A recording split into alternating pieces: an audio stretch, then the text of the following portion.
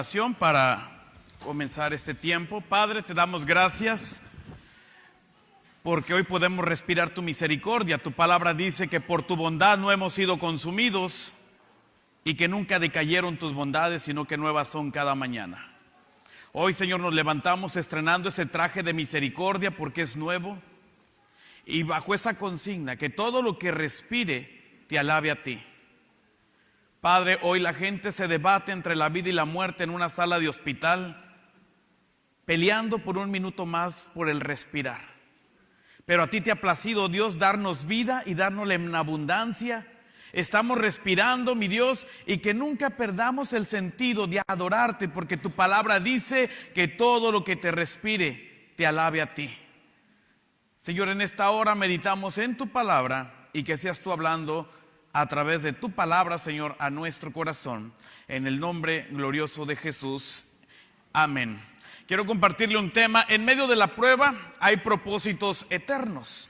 Como lo dije la vez pasada, estos meses siempre me deleito en leer el libro de los Hechos, que es un libro de la iglesia, los Hechos de la iglesia. Algunos dicen que es los Hechos de los Apóstoles, aunque no se está escrito todos los Hechos de los Apóstoles. No vemos nada acerca de Matías, no vemos nada acerca de algunos otros apóstoles. Sin embargo, sí narra un poco los inicios de la primera iglesia del primer siglo, la iglesia que comúnmente decimos la iglesia primitiva. A mí no me gusta mencionarlo como iglesia primitiva, sino como la primera iglesia que comenzó en medio de luchas, en medio de pruebas, dificultades. Dios estaba fortaleciendo a su iglesia. No hay nada que nosotros nos podamos quejar y decir estamos pasándola bien mal. No, lee el libro de los Hechos, te vas a dar cuenta que ellos sí la pasaban no un poco, sino muy, pero muy, muy mal. Y esto me lleva a entender, ver un poquito el panorama de la iglesia de aquel tiempo, que vivía entre azotes, entre persecuciones, jugando a las escondidas porque tenían que esconderse, se las ingeniaban para glorificar a Dios, para compartir la palabra, y en medio de la dificultad nunca se quejaban, sino todo lo contrario, siempre decían que eran bienaventurados porque estaban pasando en medio de luchas, dificultades, el nombre del Señor estaba siendo glorificado. Quiero que vayamos allá a la escritura, a Juan capítulo 17 versículo 1. El tema es: en medio de la prueba hay propósitos eternos. En medio de la prueba hay propósitos eternos.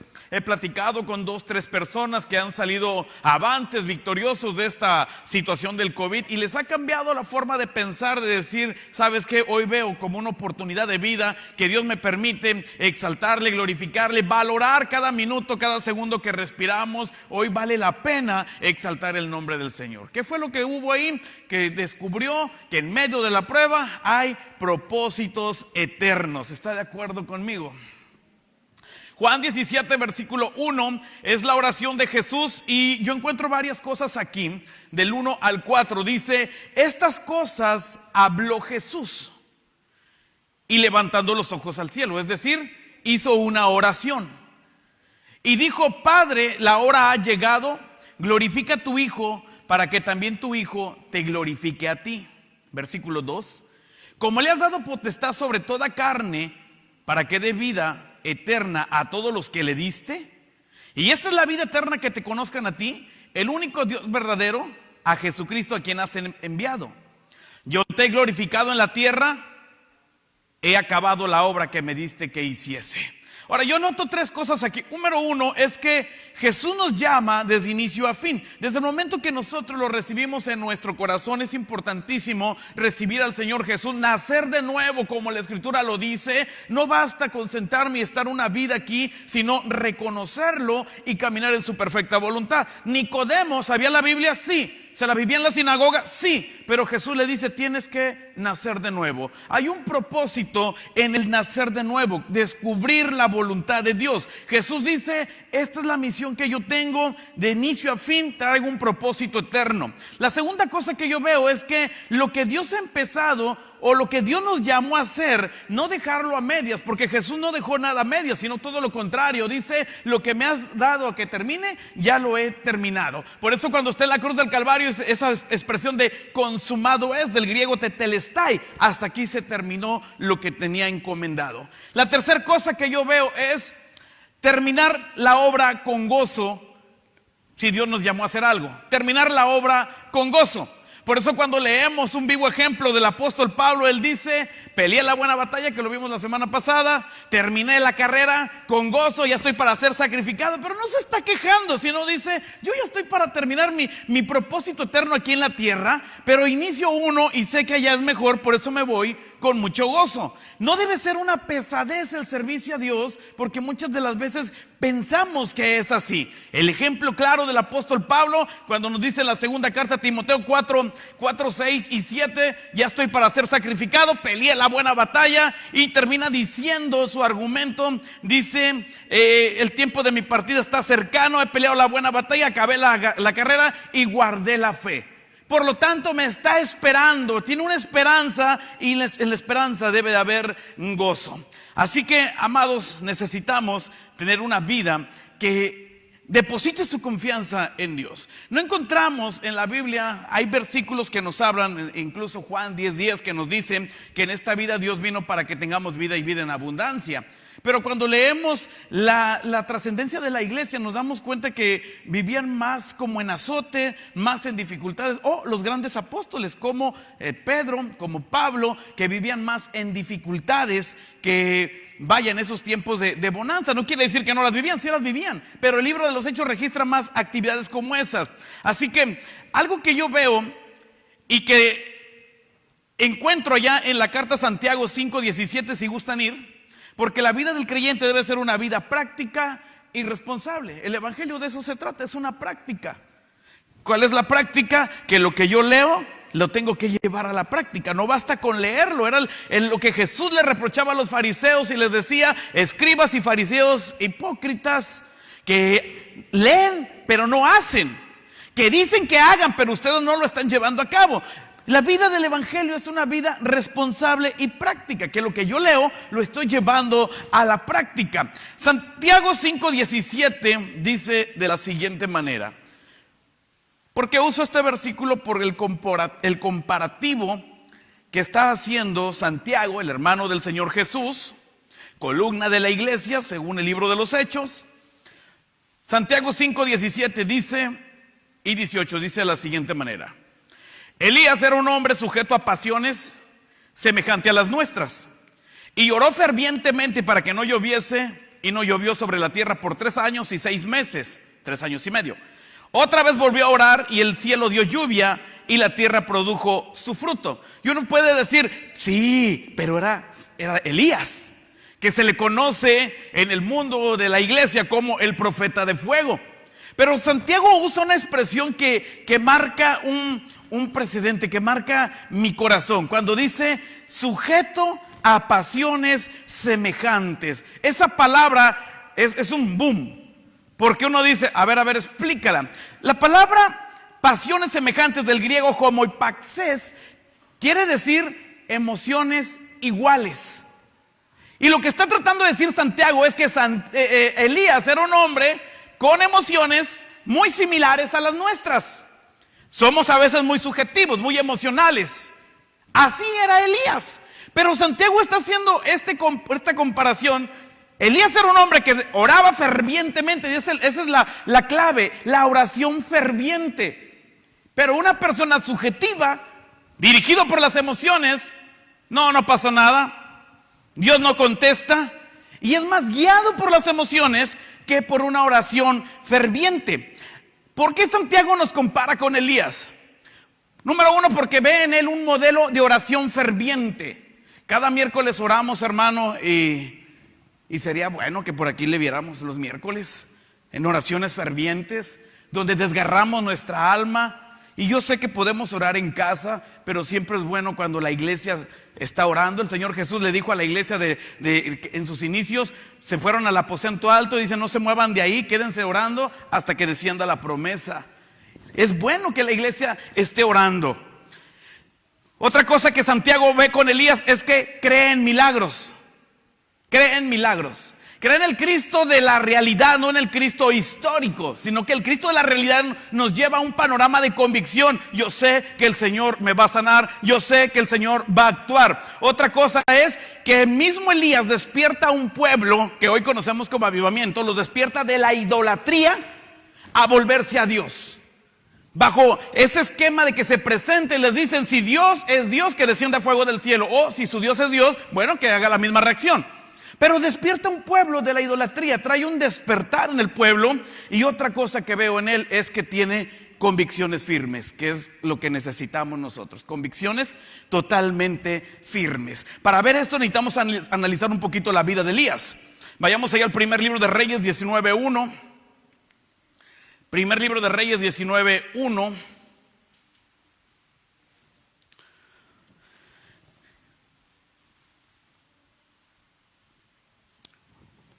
¿Por qué Santiago nos compara con Elías?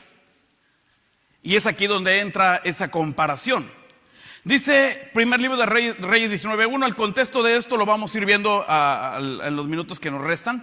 Dice, Acab era el rey de Israel, manipulado por Jezabel, su esposa. Acab dio a Jezabel la nueva de todo lo que Elías había hecho y de cómo había matado a espada a todos los profetas. Ya se acuerda usted, ya está asociando el confrontamiento que hubo, ¿no? Dice el versículo 2, entonces envió Jezabel a Elías un mensajero, ni siquiera fue ella en persona, le mandó un mensajero diciendo, así me hagan los dioses y aún me añadan, si mañana a estas horas yo no pongo tu persona como la de uno de ellos. Lo que está diciendo, lo que hiciste a ellos, yo te lo voy a hacer a ti. Versículo 3. Viendo pues el peligro, se levantó y se fue a salvar su vida, y vino a Beerseba, que está en Judá, y ahí dejó a su criado. Versículo 4. Y él se fue por el desierto un día de camino, y vino y se sentó debajo de un árbol, un enebro, y deseando morirse, dijo, basta ya, oh Jehová, quítame la vida, porque no soy mejor que mis padres. Es el mismo que está hablando el apóstol Santiago, diciendo, ustedes son muy parecidos a Elías, porque aquí estamos viendo a Elías en una etapa muy emocional. Unos días antes acaba de matar 800 profetas, 400 de Baal, 400 de Acera, y ahora una sola mujer le dice, mañana te toca a ti. Y él, viendo el peligro, sale huyendo. Una emoción en su corazón, y a mí me lleva a pensar esto, es que a veces, hermano, ¿qué es lo que orilló a Elías a decir, ya sabes que no más? ¿Qué es lo que nos orilla a nosotros a decir, no, ya no quiero servir más, no, ya estoy cansado? Y esa es la palabra, que no tenemos descanso.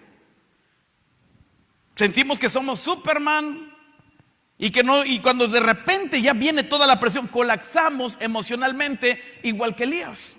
Elías tiene no aprendió a descansar en Dios. ¿Cómo que confronta a 800 profetas y una mujer lo echa en carrera? No aprendió a descansar en Dios. Dice el Salmo 4:8, en paz me acostaré y asimismo dormiré, porque solo tú, Señor, me haces vivir confiado.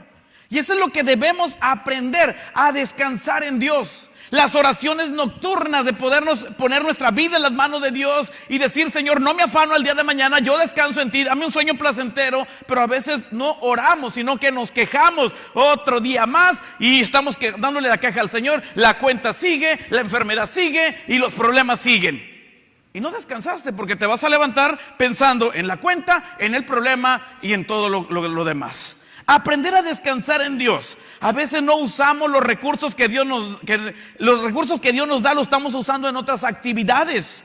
Nos desgastamos en otras cosas, y no es que esté mal, pero a veces nos agotamos en cosas que no son del reino. Y cuando se requieren las cosas del reino, considérenme, yo ando bien agotado. Tuve una semana, está bien, no te preocupes, vamos a convocar a alguien más. Vamos a convocar a alguien más, tú no te apures. Porque requerimos que se nos considere, porque nos agotamos en otras actividades, pero cuando se nos requieren las cosas del reino, estamos totalmente agotados. No aprendemos a descansar en Dios. Ahora, aclaro, dormirse en la iglesia no quiere decir que descansas en Dios. Aclaro.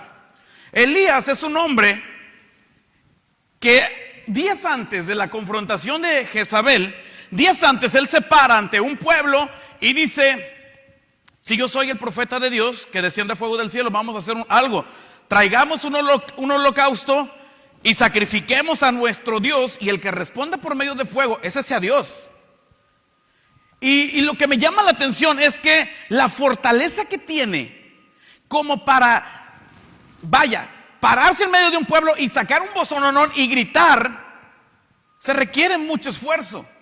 Se requiere esfuerzo para decir, préstenme atención, y ahora vamos a levantar el altar caído de Israel. Y levanta, dice la escritura, en conmemoración a las 12 tribus, 12 piedras, pero no son piedras del río redondas. Estamos hablando en conmemoración, y es un altar grande donde van a poner un animal que anda pesando alrededor entre los 300 y 500 kilos. Así que son señoras piedras, y él está cargando todo eso. Y luego encima de que hace el altar, ahora hay que hacer una zanja suficiente para que vean que no hay trampa, que Dios sí envió fuego, que no hay nadie escondido y le aventó el gasolinazo y prendió. No, hagan una zanja y le vamos a echar agua. ¿De dónde consiguió el agua? Quién sabe, estaba escasa, él había orado para que se cerrara el cielo. Y encima, hacer el sacrificio, subir el animal arriba. Dígame, la adrenalina que este hombre estaba segregando, nosotros por naturaleza segregamos adrenalina. La adrenalina que estaba segregando, pero cuando una mujer lo confronta, lo agarró cansado. Y dijo, no me queda otra más que huir y salvar mi vida. Se agotó tanto que cuando una confrontación más, yo no la pudo llevar. Ya no la pudo llevar porque había un agotamiento. Si no aprendemos a descansar en Dios, hermano, vamos a querer tirar la toalla. Si no aprendemos a descansar en Dios, vamos a desear, ¿para qué me metí en esto? ¿Por qué nada más a mí me dicen? Y sabes, es un privilegio servir a Dios, ¿está de acuerdo conmigo? Otra cosa que yo veo en Elías es que se cree único. Y a veces nos sentimos así, nos creemos los únicos. Nadie puede hacer las cosas mejor que yo. Sí, hay gente preparada que puede hacer las cosas mejor que yo, mejor que tú. Pero Elías se cree único. Él dice, no hay nadie. Todos los profetas han muerto, nada más quedo yo y me buscan para quitarme la vida. Un alto concepto. Dice Romanos capítulo 12, versículo 3, si quieres ir ahí. Romanos capítulo 12, versículo 3 dice, digo pues por la gracia que me ha dada a cada cual de los que está entre nosotros, que nadie tenga mayor alto concepto de sí mismo que el que deba tener, sino que piense de sí con cordura, con razonamiento, conforme a la medida de fe que Dios repartió a cada uno. Dios nos ha dado habilidades y talentos a cada uno, pero eso no es para que uno se vanagloríe. No debemos tener un alto concepto de nosotros mismos. Si regresamos al primer libro de Reyes, capítulo 18, versículo 26, Elías se siente como que la última Coca-Cola en medio del desierto, nadie como él. Nadie como él. Y el pensamiento de un concepto alto de sí mismo es que las cosas no van a funcionar si yo no estoy. Y hay gente preparada para que las cosas funcionen correctamente. Dice primer libro de Reyes 18:26. Y ellos tomaron en el sacrificio de Baal, dices, ellos tomaron el buey que les fue dado y lo prepararon e invocaron el nombre de Baal desde la mañana hasta el mediodía, diciendo, Baal, respóndenos. Pero no había voz ni quien respondiese. Entre tanto ellos andaban saltando, haciendo una danza cerca del altar que habían hecho. Aconteció que al mediodía, una buena jornada de horas haciendo eso, y al mediodía Elías se burlaba de ellos, diciendo, gritar en alta voz porque Dios quizás está meditando o tiene algún trabajo o va de camino, tal vez duerme y hay que despertarle. Y ellos clavaban a grandes voces y se metían cuchillos, se sajaban y con lancetas conforme a la costumbre hasta chorrear la sangre. Pasó al mediodía y ellos seguían gritando frenéticamente hasta la hora de ofrecer el sacrificio, pero no hubo voz ni tampoco quien respondiese. Elías se siente seguro de sí mismo que se empieza a burlar de ellos. Maneja un concepto muy alto, diciendo, no hay nadie como yo. Podrán hacer y aventarse otra danza del venado, incluyendo el que si quieren, pero Dios no va a contestar porque yo soy el profeta. A mí Dios sí me va a responder. Y en lo que leemos tiene razón, era el profeta de Dios. El problema es que cuando nos sentimos únicos o tenemos un concepto muy alto de nosotros mismos, miramos a los demás muy por abajo, no están a nuestra altura y nos sentimos que no, o sea, hay una historia en el Evangelio de Lucas, capítulo 18, del versículo 9, se conoce como la historia del publicano y el fariseo. Y dice la escritura que está el publicano en la iglesia, pero también está el fariseo. Y el fariseo entra a la iglesia y está orando a Dios. Y luego dice una frase, oraba consigo mismo. Un alto concepto me lleva nada más a vanagloriarme a mí. Y está diciendo el fariseo puesto en pie, levanta los ojos al cielo, orando consigo mismo: Señor, yo te doy gracias porque no soy como otros. Pecadores, rateros. Y empieza a dar una descripción del hombre. Yo sí hago esto, yo sí ayuno, yo sí diezmo, yo sí voy a todas las actividades, pero aquel y el otro, conociendo su condición, dice la Escritura que no quería ni voltear al cielo porque él sabía cómo estaba delante de Dios. Y Jesús termina diciendo: ¿quién se fue justificado? Y uno puede decir: el que conocía la Escritura, el fariseo. Pero el compararnos o tener un alto concepto de nosotros mismos a veces nos lleva a vanagloria, porque él solamente se estaba alabando a sí mismo. Yo hago, yo deshago, yo esto, yo lo otro. Y el juego de la vida, el yo. Y el otro hombre solamente dijo: Señor, ten misericordia de mí, que soy pecador. Termina la historia diciendo Jesús: el publicano se fue justificado. El alto concepto es que a veces no reconocemos las habilidades, los talentos de los demás. Nos creemos únicos. Nos creemos los únicos y no es así. En una iglesia, en un cuerpo, siempre hay gente preparada. Aquí le damos gracias a Dios que el pastor ha preparado mucha gente, la pastora ha preparado mucha gente, de tal manera que a veces cuando el pastor cumple años hay un desfile de predicadores, hermano, y los que vienen todavía. Así que algo que debemos aprender es que debemos aprender a reconocer. Dice el versículo 4 del primer libro de Reyes, el que llegamos ahí, el que leímos de inicio.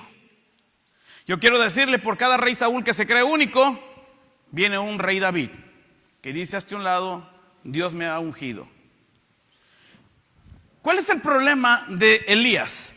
En el versículo 4 dice que se fue por el desierto. Es el problema cuando estamos pasando una situación de agobio. Lo primero que hacemos es queremos estar solo. Elías se va al desierto, y aquí nos dice que se fue al desierto un día de camino. Usó toda su potencial de energía para caminar todo un día en el desierto, en vez de haberlo usado para otra cosa, no sé, confrontar a Jezabel. Pero usa toda su energía para caminar un día de camino. Pero llega un momento en que se cansa y dice: no puedo más. Y luego dice lo siguiente: basta ya, oh Jehová, quítame la vida. ¿Te acuerdas que leímos una comparación del fariseo comparándose con el publicano? Elías hace lo mismo: quítame la vida porque yo no soy mejor que mis padres. Como que no dio el ancho. Cuando tenemos una medida, un estándar humano y no damos el ancho, como no sirvo para eso. Nuestra medida es Jesucristo. Por eso nos dice que estemos peleando para llegar a la estatura, medida, de ese varón perfecto que se llama Jesús.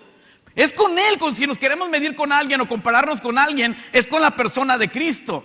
Ese es el concepto, que no le vamos a llegar. Siempre nos va a hacer falta estatura, anchura, gracia, nos va a hacer falta todo para poder llegar a la estatura de ese varón perfecto que se llama Jesús.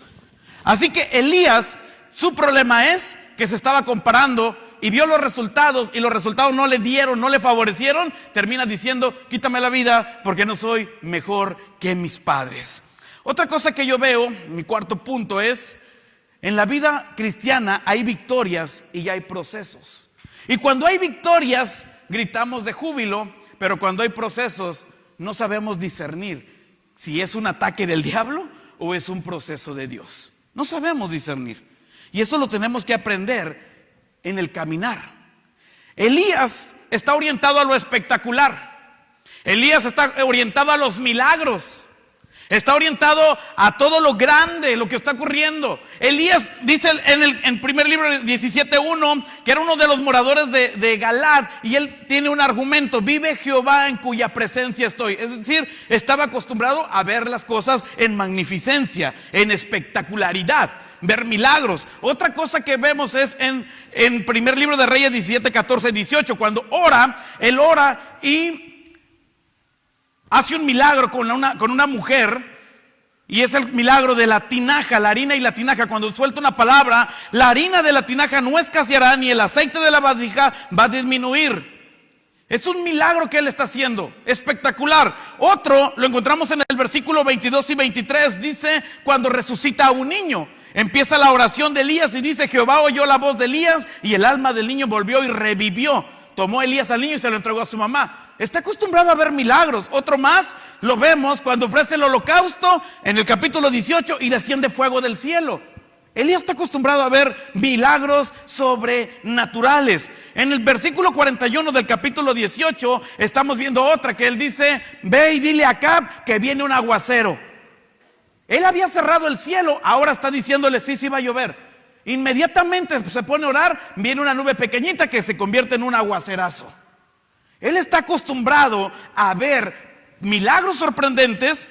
En el capítulo 2 ve otro milagro, que ahora va con un siervo y le dice: vive Jehová en cuya presencia estoy, que no te voy a dejar ir. Y le dicen: ¿sabes qué? ¿Qué es lo que quieres de mí? La doble unción. Si me vieras subir en un torbellino, esa doble unción va a ser para ti. Y sucede el milagro que Elías es levantado, es transfigurado y llevado al cielo. Dígame si no vivía en los milagros y en la presencia de Dios como él lo pregonaba. Sí, uno de sus dichos es: vive Jehová en cuya presencia estoy. Pero no supo discernir los procesos, porque cuando está en medio del desierto caminando, él dice como que hasta aquí terminó mi carrera. ¿Y dónde está Dios? Ese Dios espectacular que estoy viendo acá. Y a veces no sabemos discernir lo que Dios quiere enseñarnos en ese proceso. Me encanta el canto que dice el alfarero, porque habla de un proceso. ¿Es doloroso? Sí, es doloroso. ¿Usted cree que Elías no pasó vergüenza de decir: oye, tú eres el que mataste 800 gentes y ahora estás corriendo porque una mujer te amenazó? ¿Eres tú ese? Sí, soy yo. Sentía pena tal vez. Sus emociones estaban colapsadas. Debemos aprender a gozarnos en los procesos y los resultados se los debemos de dejar a Dios. Yo me gozo en el proceso y el resultado Dios nos lo va a dar. Porque cuando leemos en el versículo 11, en ese encuentro de Dios con Elías, dice el versículo 11, le dijo: sal fuera y ponte en el monte delante de Jehová. Primer libro de Reyes 19:11. Y aquí que pasaba un grande viento, fuerte, poderoso, que rompía los montes y quebraba las peñas delante de Jehová. Y termina diciendo: pero Jehová no estaba ahí. Porque él está acostumbrado a lo fuerte, a lo ruidoso, y él sale seguro: aquí está Dios. Y resulta que Dios no estaba ahí. Y luego dice la escritura ahí más adelante que luego vino también un fuego y él sale y Dios no estaba ahí. Y viene otro más y Dios no estaba ahí. Y al último viene un viento apacible y es cuando Elías agarra su capa y se tapa. Y es donde Dios estaba, en ese proceso apacible, en esos tiempos de intimidad donde Dios nos quiere enseñar algo. Por eso el salmista dice: tú amas la verdad en lo íntimo y en lo íntimo me haces comprender sabiduría. Es lo que necesitamos. Los procesos de Dios se pasan a solas con Dios. Jesús es llevado por el Espíritu.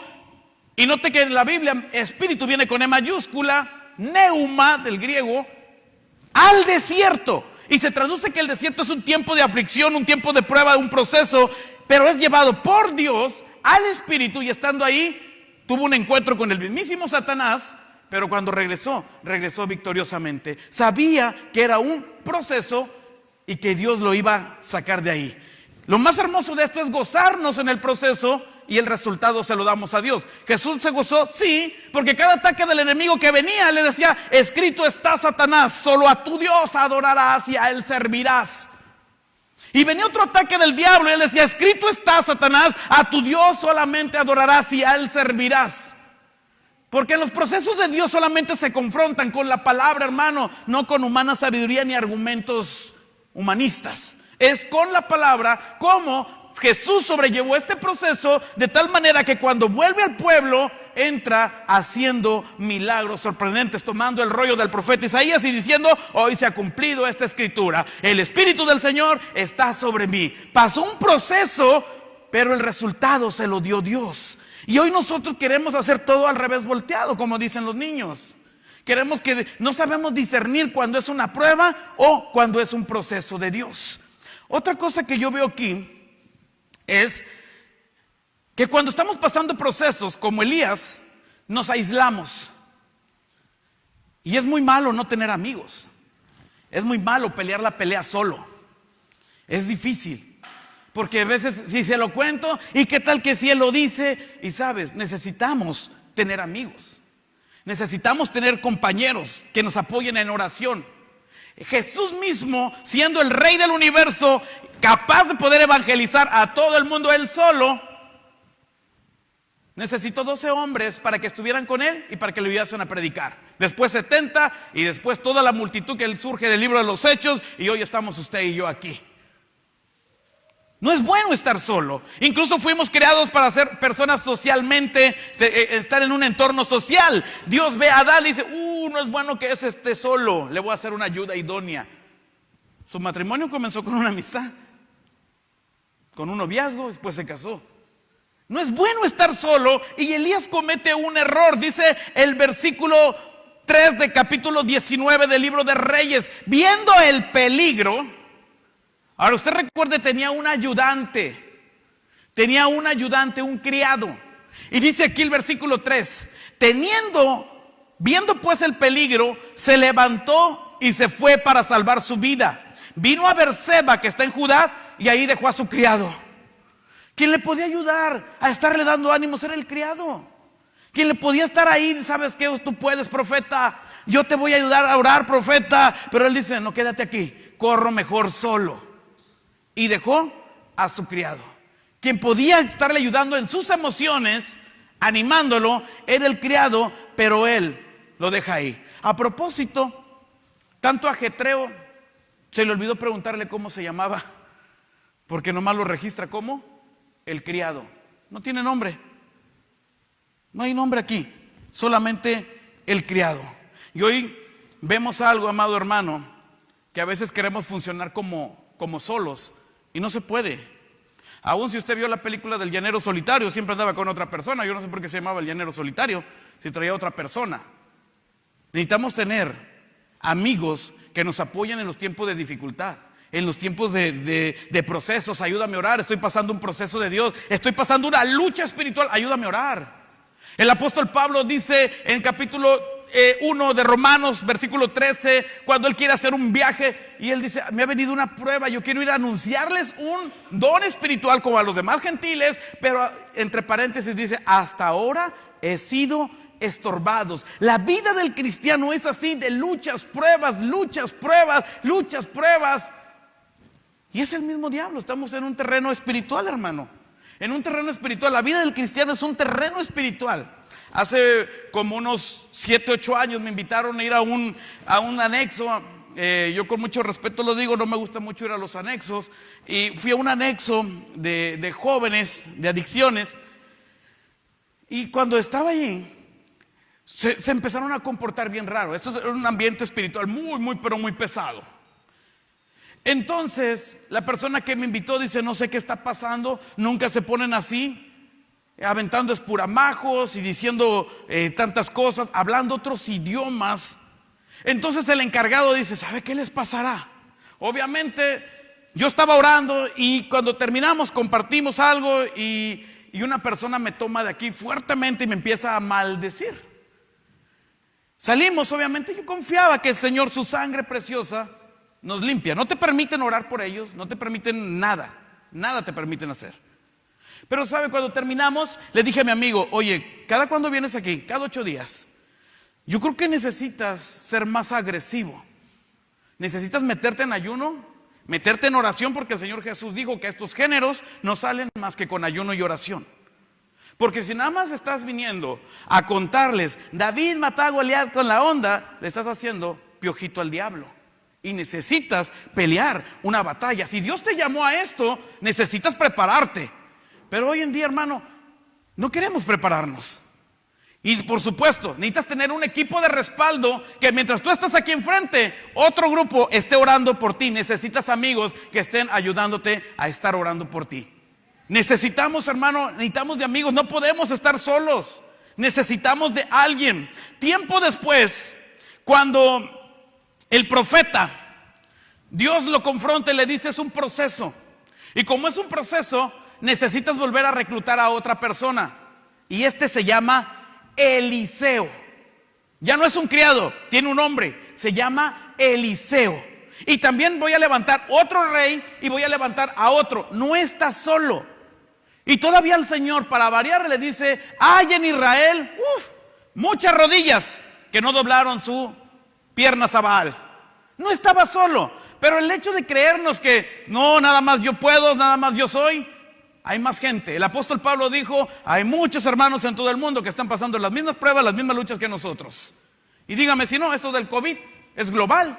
No es a nivel ciudad, a nivel estado, a nivel país, esto es a nivel mundial. Elías tuvo un criado después, Eliseo, y a mí me llama la atención porque Eliseo sí se le pega re bien. Y él empieza a tener esa dinámica de platicar y conocerlo. Y esto es lo que necesitamos: personas que caminen con nosotros, que nos ayuden a estar orando, interceder, que digan: ¿sabes qué? Cuentas conmigo en tiempo de dificultad, yo voy a estar orando por ti. Necesitamos ese apoyo, amado hermano, como iglesia. Por eso me gusta el comparativo que hace Santiago con la iglesia, diciendo que somos muy parecidos a Elías. Porque aunque Elías vivía en esa etapa de ver milagros sorprendentes, llegó un momento que era una persona emocional igual que nosotros. Porque hoy en día sí somos emocionales. Nos emociona todo, pero también nos desemociona algunas cosas. Nos dejamos llevar por lo emocional, y la vida del creyente no es emocional, sino de convicción. Creer lo que aquí está escrito, que a veces se ven afectadas nuestras emociones, sí, desde luego que sí, pero las canalizamos delante del Señor. Quiero terminar con esto. Cuando el Señor Jesús, leímos el primer pasaje de Juan, Él dice algo que me llamó la atención. Allá en Juan, capítulo 17, versículo 4.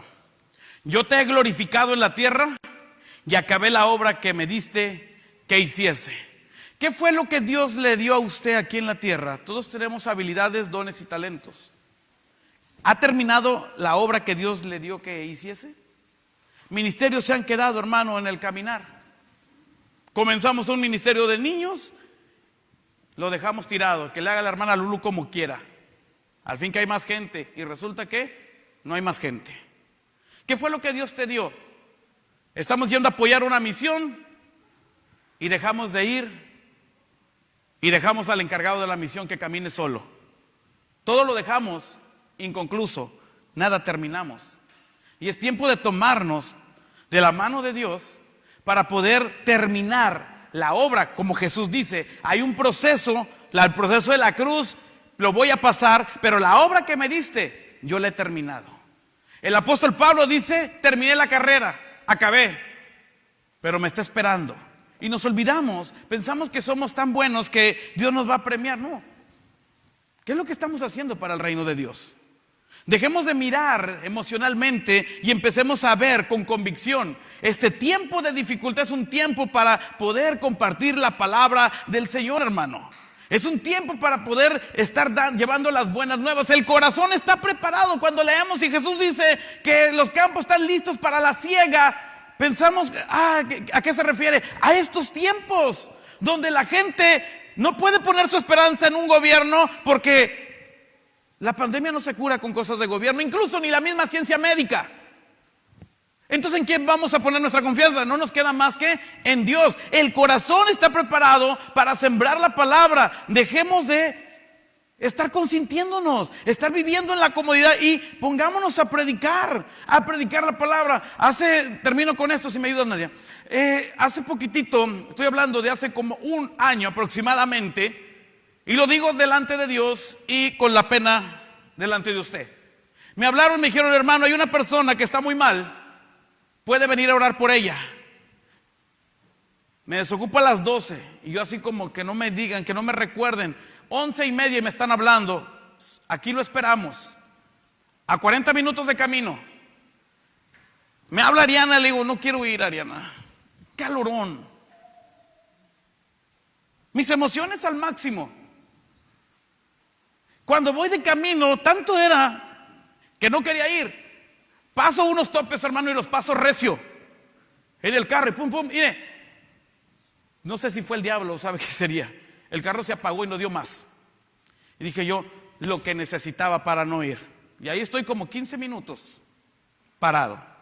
Tomo el teléfono y le hablo a esta persona que me dijo que fuéramos, y es mecánico. Dije, hermano, ¿qué crees? Mi intención era mucha, pero el carro se quedó aquí. Estoy en tal lugar y no me puedo mover. No da, ni para adelante ni para atrás, no da ni marcha. No te preocupes, hermano, ahorita lo arrastramos y tenemos que ir a esta misión. Dije, santo Dios. Llegamos ahí, remolcamos el carro y dice, vámonos, hermano, porque esto apremia. Y uno de repente se enfrasca en todos los días orar por gente, todos los días esto, pero no nos damos cuenta que es el trabajo que tenemos por delante. Así que cuando llegamos a ese lugar, entramos y es una persona con cáncer, en muy mal estado, consciente, y empiezo a platicar con él, empiezo a estar ministrándole la palabra, empiezo a estar ahí con él. Hubo lágrimas, llegó su familia, estuvieron ahí, hicimos una oración, cantamos un canto, se nos fue ahí hora y media. Cuando salimos de ese lugar, abrazo a mi amigo y le digo, no sé, necesito pedirle perdón a Dios. Cuando llegamos a la casa de mi amigo, yo todavía voy pensativo, porque dije, ¿por qué pensé así de no querer venir? Y cuando llegamos a la casa de mi amigo, estoy sentado y pensando en esto, suena el teléfono y le dicen, acaba de morir. Si yo hubiera hecho caso a mis emociones, o si no hubiera sentido el impulso de mi amigo, no, necesitamos ir, esto apremia, un alma se hubiera perdido. Un alma hubiera partido al infierno. Y nos acaba de pasar en Tantóbal la misma situación. Postergamos una visita y cuando fuimos, al poco tiempo falleció. Amado hermano, a veces las emociones nos juegan mal. Necesitamos vivir una vida de convicción. Yo le invito a que se ponga de pie. El Señor Jesús dijo estas cosas, levantando los ojos al cielo, dijo, la hora ha llegado, glorifica a tu Hijo, para que también tu Hijo te glorifique a ti. Como le has dado potestad sobre toda carne, para que dé vida eterna a todos los que le diste, y esta es la vida eterna, que te conozcan a ti, al único Dios verdadero, a Jesucristo a quien has enviado. Yo te he glorificado en la tierra, he acabado la obra que me diste que hiciese. Necesitamos, amado hermano, como iglesia glorificar al Señor aquí en la tierra, para que cuando partamos de este mundo nos vayamos gozosos, contentos de que la obra que el Señor nos dijo que termináramos, la terminamos con gozo. No hay otro título más hermoso en la Biblia. Dios no dice en su palabra, bienvenido apóstol, bienvenido pastor, bienvenido evangelista. No, bienvenido siervo fiel. Lo que predomina en el caminar del creyente es la fidelidad a Dios. Yo le invito a que oremos. Padre, te damos gracias en esta hora. Señor, tu palabra nos enseña, Santiago hablando, diciendo que somos muy parecidos a Elías. Porque cuando hablamos de Biblia, de Dios, pensamos en milagros. Pero hay veces, Señor, hay cosas que están en nuestra vida, como las emociones, que las orillamos, y cuando vienen las situaciones, sale a brotar nuestro corazón y nos damos cuenta que en realidad estamos viviendo una vida emocional y no una vida de convicción. Señor, que seamos esa iglesia como el libro de los Hechos, que en medio de la prueba, la dificultad, vivían, Señor, con total apego a la palabra. Que en medio de la persecución no desaprovechaban el tiempo, en la huida iban predicando. Señor, que esta situación que vivimos de riesgo, donde no queremos salir por un contagio, que aprovechemos el tiempo para predicar, instar a tiempo y fuera de tiempo llevando tu palabra. Incomódanos, Dios. Que seamos una iglesia que camina creyendo en milagros, pero también, Señor, que cuando nos toque partir de este mundo, podamos despedirnos con gozo, sabiendo que terminamos lo que tú nos encargaste que hiciésemos: predicar el evangelio a toda criatura. En el nombre de Jesús, amén.